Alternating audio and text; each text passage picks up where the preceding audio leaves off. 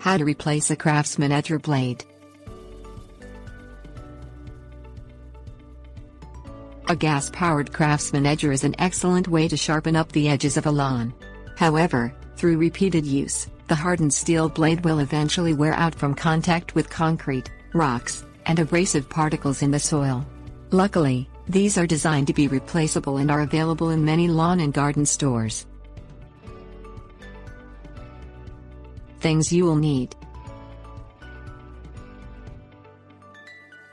open and say wrenches, torque wrench if available, clean rags, rubber mallet.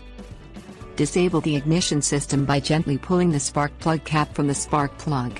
Be sure the throttle is set to off and that the machine is parked on a flat surface. An accidental start or having the edger fall over on you can cause serious personal injury. Use 2 appropriately sized wrenches to remove the nut holding the old cutting blade on. The shaft behind the blade is cut into a hexagonal pattern which allows the wrench to prevent the shaft from turning while the nut is being removed. When attempting to turn the nut, make sure that the wrenches are being pulled in a safe direction so that an accidental slip will not cause a blade-related injury. Turn the nut counterclockwise to remove it. Remove the old blade by tapping it with a mallet and sliding it off the shaft. Compare the old blade to the new blade.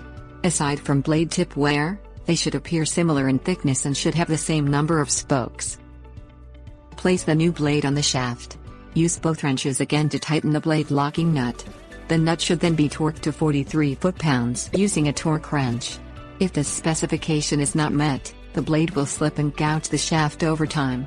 If the blade is torqued too tightly, the threads on the shaft may strip. Rotate the blade manually with your fingers to make sure it will not hit anything such as the blade guard. A blade hitting the guard is an indicator of an improper or bent blade. Reconnect the spark plug to finish the job.